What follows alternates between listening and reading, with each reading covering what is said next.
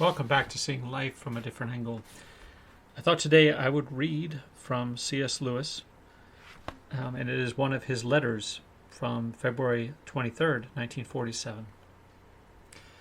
God could, had he pleased, have been incarnate in a man of iron nerves, the stoic sort who lets no sigh escape him. Of his great humility he chose to be incarnate in a man of delicate sensibilities, who wept at the grave of Lazarus and sweated blood in Gethsemane. Otherwise, we should have missed the great lesson that it is by his will alone that a man is good or bad, and that feelings are not, in themselves, of any importance. We should also have missed the all-important help of knowing that he has faced all that the weakest of us face, has shared not only the strength of our nature, but every weakness of it except sin. If he had been incarnate in a man of immense natural courage, that would have been for many of us almost the same as his not being incarnate at all. Now, I think Lewis makes a fascinating point here, and that point being that, Christ came to earth to be with us as a byproduct of our need for him to be just one of us. There is no doubt that each of us, if we are honestly willing to look at it, each of us suffer from psychological issues and emotional issues. But one of the things that all of us tend to suffer from is pride. And as Lewis talked about, pride is the gateway to sin. And I believe to all sin, because ultimately what ends up happening, is that, we tend to focus on the things that we need to do in order to maintain the status quo psychologically, in order to survive, as we would say. But really, after everything is said and done, in order to feel better about ourselves. And whether that is because we have attained something in some narcissistic fashion, whether we have gotten an opportunity to take advantage of another for our own benefit in some sociopathic fashion, or whether at a simple level we are looking at circumstances and saying, okay, well, at least I got something that will ease the tension of my mind, ease the tension of my body. And we'll turn to those things as often as we possibly can. And the truth of it is that every one of them has become sinful. And the reason it's become sinful is because we have taken what it is that is natural and we have bastardized it, we have distorted it.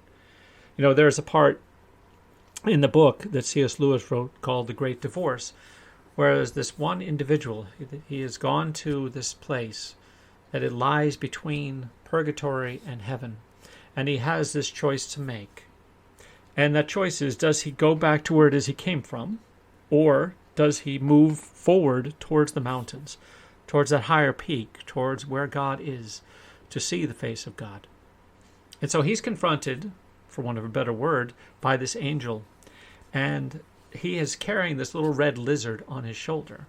And this little red lizard is representative of all his sexual needs and his sexual desires and his sexual impulses and his sexual acts. And the angel says to him, do you want me to kill it? And he balks initially. He's like, well, if you kill it, you'll kill me. But what he eventually comes to realize is that this sinful aspect of his character has to be destroyed in order for him to grow, for him to be satisfied and to find a heavenly way to live his life. Now, it doesn't mean that the angel came along, killed it, and that was that. What ends up happening is a fascinating twist. What ends up happening, and Lewis was able to recognize this and paint it in a beautiful sort of way, is that as soon as the lizard is killed, his back is broken. What that means symbolically is that this no longer holds the man at bay. It no longer has sway over him. And what ends up happening is that this red, tiny lizard that is, for want of a better way to put it, like the devil on his shoulder, becomes this beautiful white stallion. Now, what does that mean? It means that what it is that the body was supposed to be about, what it is that the sexual aspect of human behavior was supposed to be about, is a beautiful thing.